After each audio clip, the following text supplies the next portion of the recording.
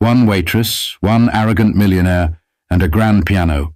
What started as a cruel attempt to humiliate her turned into a moment that silenced the room and shattered egos.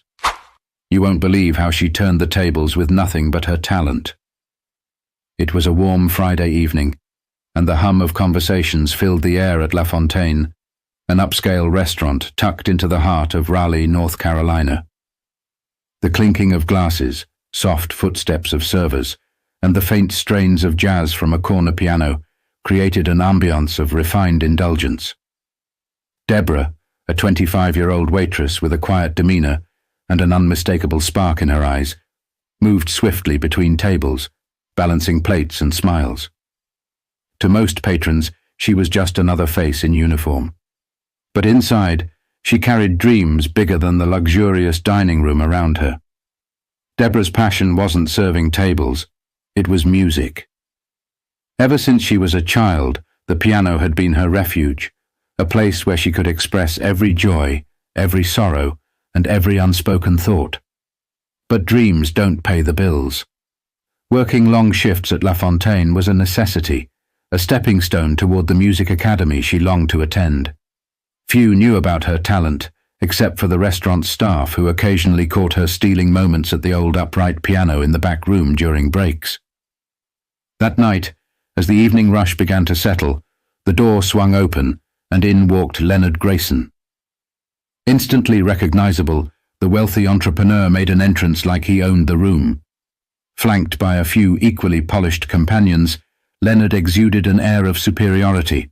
Known for his sharp tongue and penchant for spectacle, his presence made even the most seasoned staff stand straighter. Deborah's colleagues exchanged knowing glances. Leonard was not an easy guest. He was the kind who thrived on pushing people's buttons. For Deborah, though, he was just another table to manage in a long night's work. But this wasn't going to be a normal evening. As Leonard scanned the room, his gaze landed on Deborah. Something about her seemed to catch his attention, a momentary pause, then a smirk. Deborah felt the weight of his stare but brushed it off, focusing instead on refilling water glasses and clearing plates. But Leonard wasn't done with her. He'd already decided she was going to be his entertainment for the night. Deborah had grown up in a small town in South Carolina, where dreams of grandeur often felt as distant as the stars. Her mother, a single parent and a tireless caregiver, had worked double shifts as a nurse to ensure Deborah and her siblings had food on the table. Despite their modest means, music had always been a constant in their home. Her mother's old vinyl records and the out-of-tune piano gifted by a neighbor were the seeds of Deborah's love for melody. That piano became her escape. While other kids played outside, Deborah spent hours teaching herself to play. She mimicked the songs on the radio, then ventured into classical pieces she found in second-hand music books. Her talent didn't go unnoticed. She played at church, school recitals, and community events. But recognition couldn't mask the financial hurdles that loomed over her dreams. By the time she turned 18, the reality was clear. A professional music career would have to wait. Scholarships didn't come through, and family responsibilities took precedence.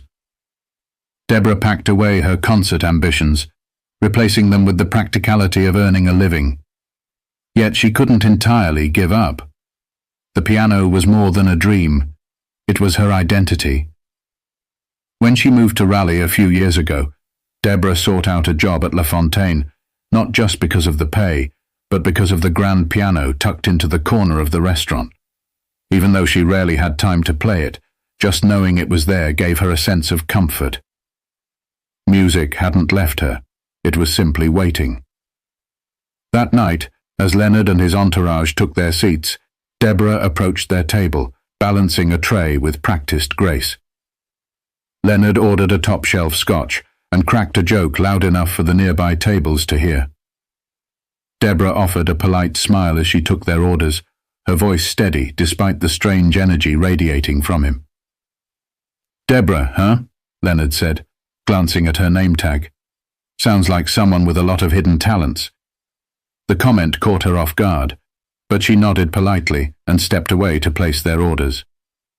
She didn't notice the knowing grin he shared with his companions, nor the way his eyes followed her every move. But Leonard wasn't just observing. He was planning, and Deborah would soon find herself at the center of a spectacle she never asked for. The night carried on like any other, with the hum of laughter and silverware filling the room. Deborah kept her pace steady, avoiding Leonard's gaze as she moved between tables. She'd dealt with difficult customers before, but something about him felt different. Not just rude, but calculated. His presence loomed like a shadow, making her uneasy in a way she couldn't quite shake. By the time the appetizers were served, Leonard had already started his performance, though not the kind Deborah expected. He held court at his table, loudly recounting tales of his success and peppering in jabs about people who lacked ambition. His entourage laughed dutifully, while other diners shot annoyed glances in his direction. Deborah tried to stay focused on her tasks, but as she returned to his table with a bottle of wine, Leonard caught her off guard. "Tell me, Deborah," he said, his voice cutting through the noise. "What do you do when you're not carrying plates? Surely a young woman like you has dreams."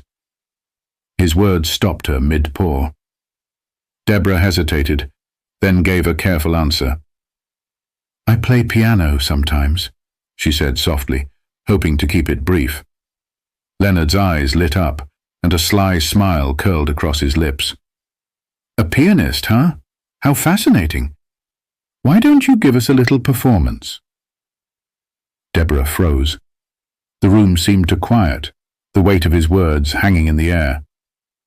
"Oh, I couldn't," she said quickly, forcing a nervous laugh.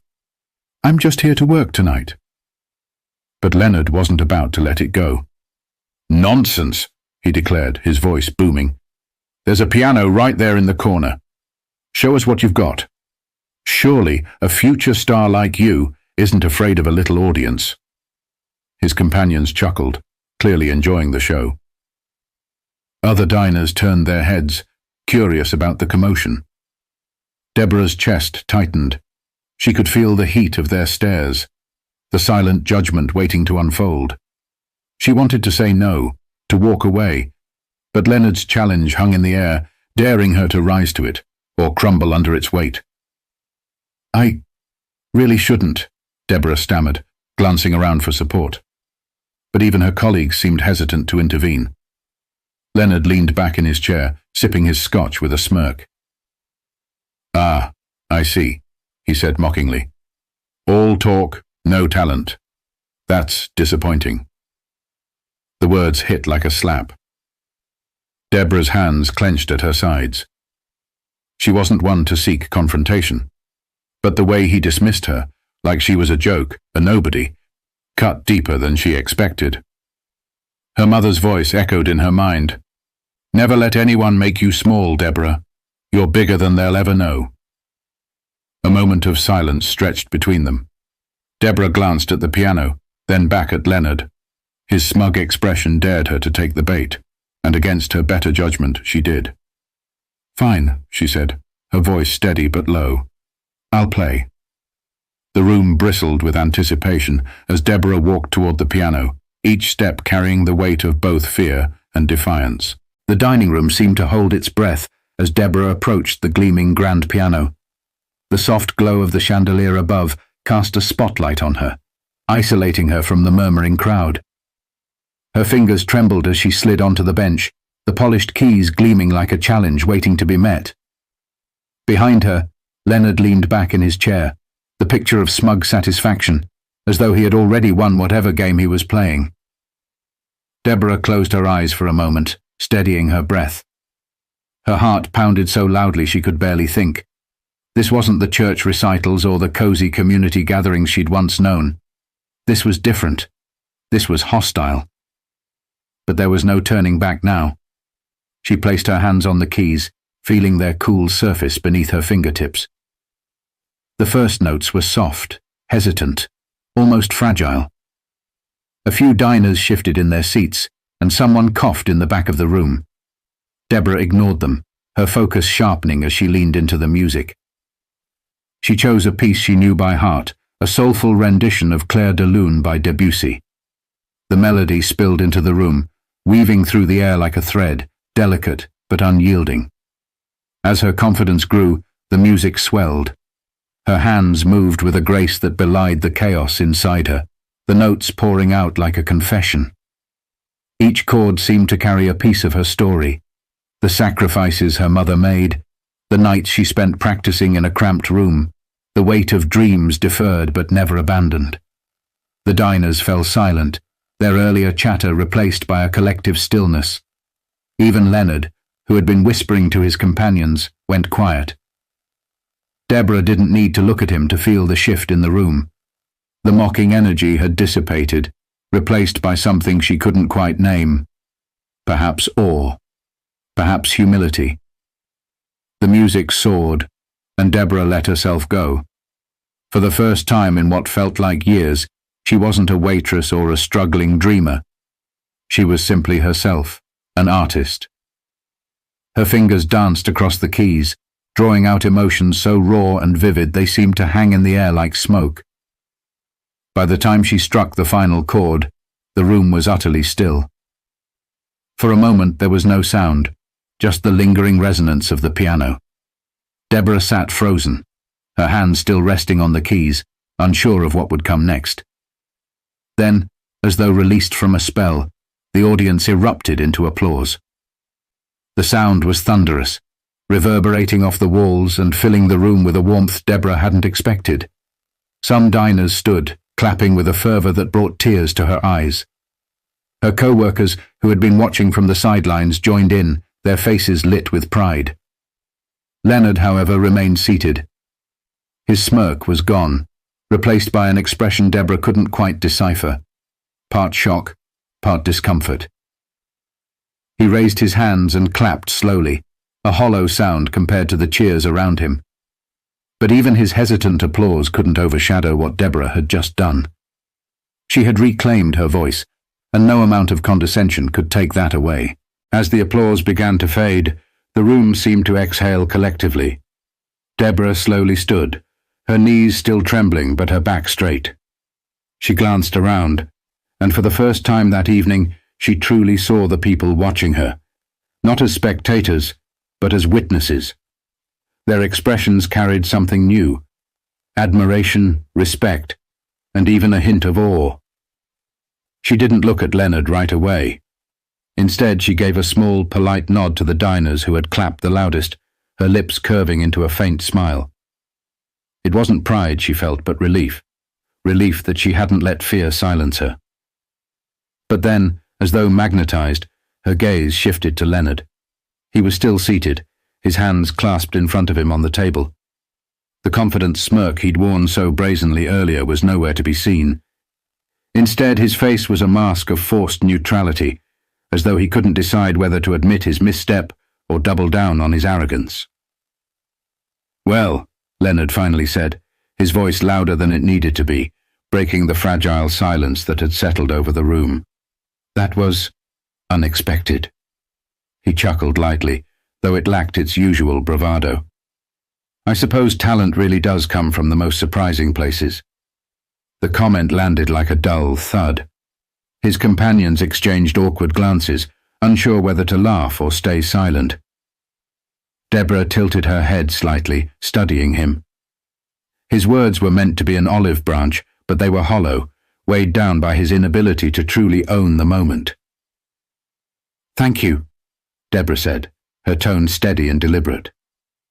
There was no warmth in her voice, but no hostility either. She wasn't about to let him pull her back into the smallness he'd tried to impose. Her performance had spoken louder than any rebuttal she could offer. Leonard cleared his throat, clearly uncomfortable under the weight of the room's collective gaze.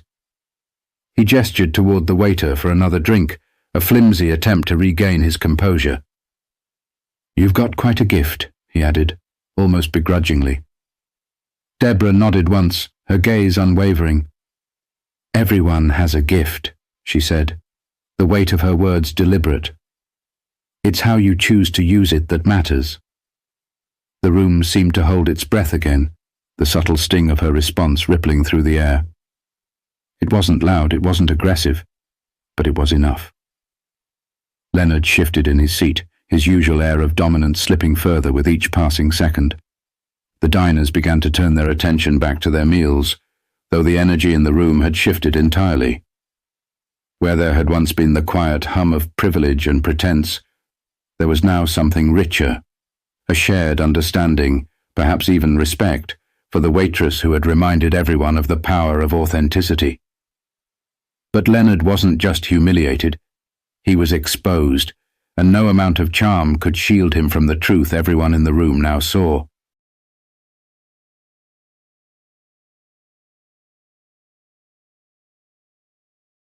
Deborah stepped away from the piano, the weight of the moment settling in her chest. Her colleagues greeted her with quiet smiles and subtle nods of encouragement as she returned to her station. She still had a job to finish, but something about her posture had changed. Her head was held a little higher, her movements more deliberate. Leonard's table had quieted. His entourage, who had laughed so freely at her expense earlier, now avoided eye contact, their conversation subdued. The bravado that once filled their corner of the restaurant had evaporated, leaving only an awkward silence in its place. The night continued, but Deborah felt lighter. Each step she took through the dining room felt more purposeful, her confidence blooming in a way she hadn't expected. As she refilled glasses and cleared plates, patrons stopped her to offer kind words. "You're incredible," one older woman said softly, as Deborah set down a coffee cup. "I don't think I've ever heard anything so moving." "Keep going," another man added. "You've got something special. Don't let anyone tell you otherwise." Deborah thanked them with quiet humility, her heart swelling with gratitude. These weren't just compliments. They were validations of everything she'd worked for, everything she'd dreamed of becoming. Leonard, however, was not so gracious. As Deborah approached his table to deliver the check, he looked up at her with an expression that teetered between annoyance and reluctant admiration. "You've made your point," he said, his tone clipped. "No need to rub it in." Deborah paused, meeting his gaze directly. "It was never about proving anything to you," she replied, her voice calm but firm. "I just wanted to play." Leonard had no response. He fidgeted with his drink, his once commanding presence reduced to an awkward shuffle. The power dynamic had shifted completely, and everyone at the table knew it. As Leonard scribbled his signature on the check, one of his companions, a younger man with a softer demeanor, looked at Deborah and said, "You were amazing. Truly." The sincerity in his voice caught her off guard, and for a moment she saw a flicker of humanity in a group she had written off as shallow. "Thank you," she replied, offering a small smile before walking away. The night ended with Leonard and his group leaving quietly, their usual grand exit replaced by a hasty retreat. Deborah watched them go, feeling neither triumph nor bitterness. She wasn't thinking about Leonard anymore. Her mind was already on the next step.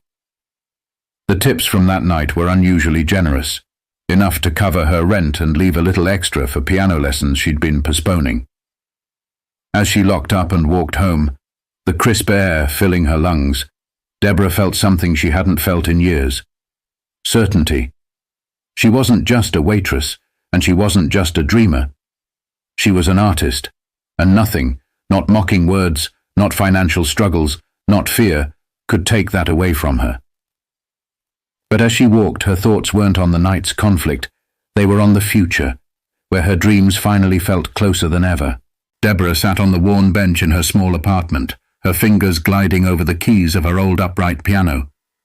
The sound wasn't as crisp or rich as the grand piano at La Fontaine, but it didn't matter. The music came from her heart, just as it always had. That night, something shifted within her. Not just a moment of triumph, but a realization that her talent wasn't something she needed to hide or justify. It was hers, and it was enough. In the days that followed, the events at the restaurant became something of a local story. Patrons who had witnessed her performance shared the tale, and word began to spread. A few days later, Deborah received a call from a man who had been dining that night, a music producer visiting from Nashville. He wasn't offering fame or fortune, but a chance to record a demo, a step towards something she had only dared to dream of. Deborah agreed, not because she believed it would change her life overnight, but because it felt like a door opening, one she wasn't afraid to walk through. For years, she had let fear and doubt whisper lies into her mind, telling her she wasn't enough, that her dreams were too big. But now, she saw the truth. Resilience and authenticity were her greatest strengths. The incident with Leonard Grayson wasn't just a humiliating spectacle turned victory. It was a reminder of the power of integrity. Leonard, for all his wealth and bravado, had nothing that could diminish her. He represented every voice of doubt she had ever faced, and she silenced him with nothing but the purity of her craft. To anyone watching her story, Deborah's message was clear. Never let someone else define your worth. The world is full of Leonard Graysons, people who project their insecurities onto others to feel powerful. But true power comes from staying rooted in who you are and letting your passion speak louder than their ridicule. As she closed the piano lid and rested her hands on the faded wood, Deborah smiled. Her journey was far from over, but for the first time, it felt like it had truly begun. What about you? What dream have you been holding back on because of fear or doubt? Don't wait for someone like Leonard to test you. Take your step forward now. If Deborah's story inspired you, subscribe for more stories of resilience and triumph. Your story could be next.